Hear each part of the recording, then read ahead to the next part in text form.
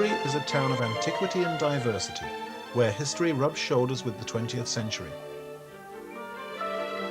The heavy woolen district centres round Dewsbury, but stretches as far afield as Wakefield, Batley, Spen Valley and Mirfield. It came into being in the 19th century, mostly due to the availability of labour, water to power the machinery, relatively good transport, a supply of rags from the woolen industry which was already established in the area, and a ready market for its produce. But Dewsbury and its surrounding towns and villages were established centuries earlier than this. When the Romans were marching northward on their route of conquest, the Britons they found in Dewsbury were already civilised. The very word Briton means a cloth-clad person, which tells us that the Brigantians, or Brigantes, who occupied this area, were already weaving cloth. The Brigantians occupied the mid and north Pennines, and their boundaries were thought to have touched 6 counties, with the West Riding being the centre. It's fairly certain that Thornhill Edge would have had some kind of settlement. Its height and position at the head of the narrowing valley would have been perfect, if only as a lookout position. In 1939, a hoard of 27 silver coins, some Roman Republican, some British, were found nearby. They dated from the 1st and 2nd centuries BC, which indicates that the traders of Rome had found their way here long before the invading legions. In Thornhill and in Dewsbury there is evidence of the next settlers of this district, the Angles. Remains of stone crosses, dated around AD 850, can be found at St Michael's Church, Thornhill.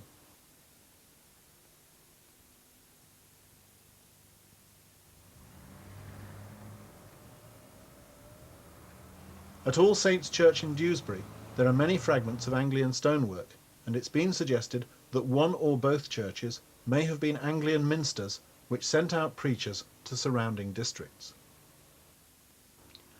It's to the Angles we owe the popular local phrase, "Go to Umma," and "Hell's just round corner," since Umma was the Norse hell, described as being a dark snake-infested pit beneath the ground.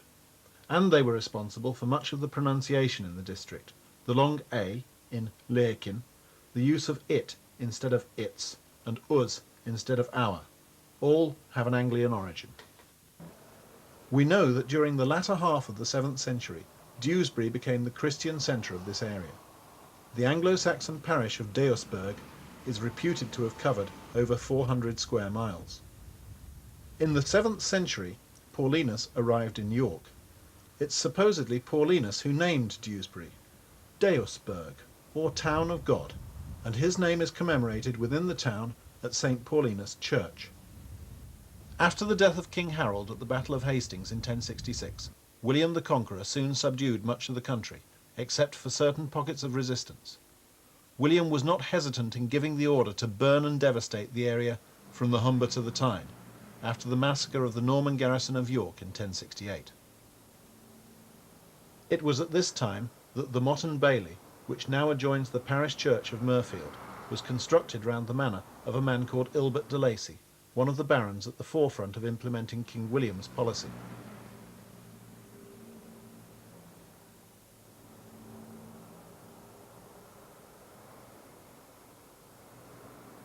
The 17th century was overshadowed by the English Civil Wars, which lasted from 1642 to 1648.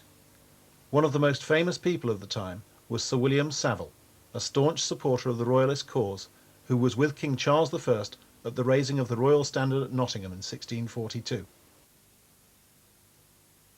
His wife, Lady Anne, was at Pontefract Castle when it fell in 1648, and the tombs of many of their ancestors and descendants can still be seen in St Michael's Church at Thornhill.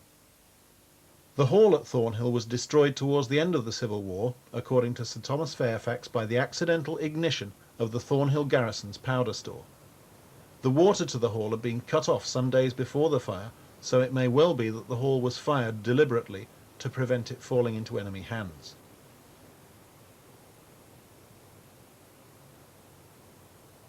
All that remains today are 2 small ruined fragments between a tangle of trees, and 2 gargoyle-like statues, supposedly eagles, which are known locally as Gog and Magog. The statues were placed in their present position in the 19th century, but are reported to have originally stood on the site of the hall's gatehouse.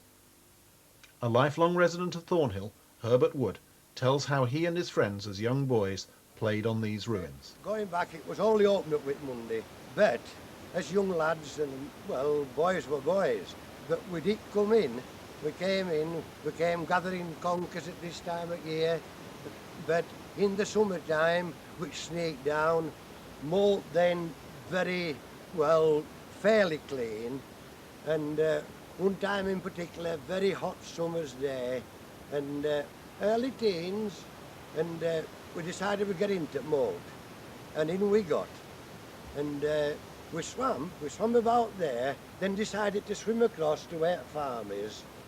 When we got there, there's a wall there, if you could get to see it, and we sort of wanted to get out, and how we weren't drowned, I don't know. We were sort of paddling in, and paddling into rotten leaves like this, and stench were unbelievable, you know, and we just, well, honestly, it's difficult to think how we didn't drown ourselves, but we just swam away and got out. Well, we've come back to us clothes, of course.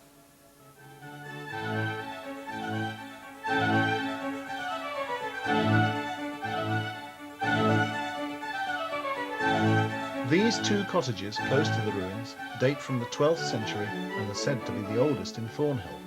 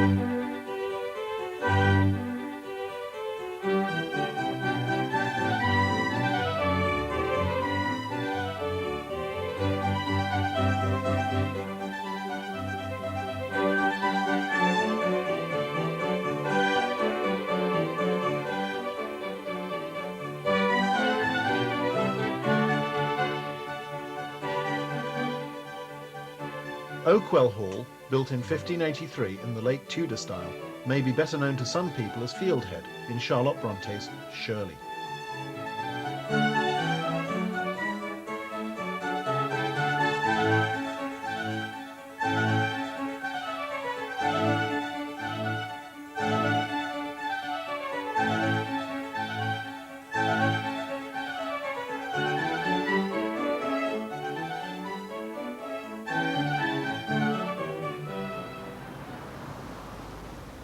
One of the district's most famous sons, Joseph Priestley, was born at Birstall in 1733. This man is often described as an adventurer in science, and during his lifetime he was to discover oxygen, that plants create oxygen, and several other important properties of air. He became a preacher at Mill Hill Chapel in Leeds in 1767. After the Civil War, life gradually returned to a semblance of normality. In 1699, the rivers Aire and Calder were made navigable as far as Leeds and Wakefield. As a result, trade flourished, opening up new markets to the spinners and weavers of the heavy woolen district. In 1718, stagecoaches began to operate between London and Wakefield. This method of travel was uncomfortable and dangerous. There were highwaymen, poor roads, and the average distance covered was only 30 miles a day.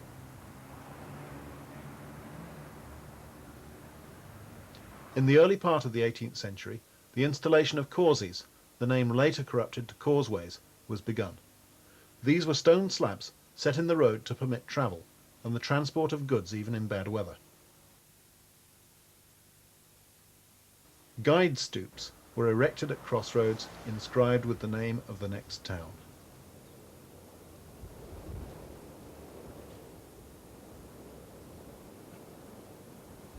In 1738, an act was passed decreeing that the number of miles between the towns must also be shown.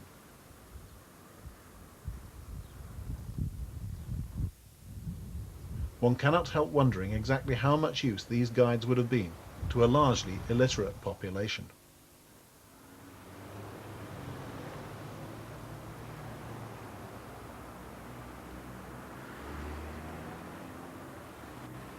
There were chain bars at Batley Car and Hick Lane, as well as what's now junction 26 on the M62 motorway.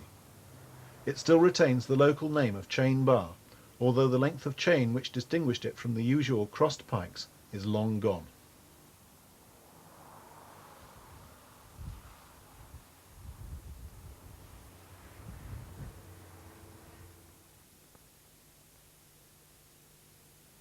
Also in the 18th century came the nonconformists.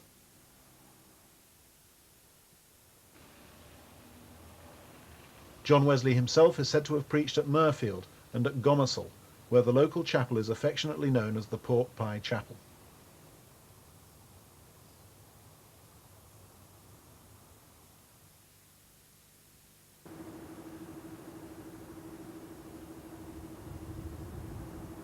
Close to the Pork Pie Chapel is Thomas Burnley's, one of the oldest textile mills in the district.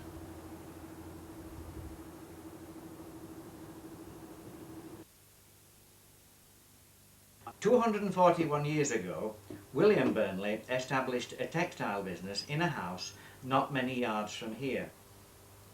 151 years ago, Thomas Burnley bought Pollard Hall, and in Pollard Hall we see the roots of what we now know as Thomas Burnley or Burnley's Mill. Burnleys, 40 years ago, were preeminent in the production of wool type yarns for the knitting industry, and we were quite unique in that we were a completely vertical organisation, in that we bought in fleeces from all over the world, we sorted them, graded them, scoured them, carded them, combed them, and made them into yarns that went again out from here all over the world. We also had our own dye house on site and still do have to this day. We're also very fortunate in that we have our own borehole, and by having this we have control over our own water supplies.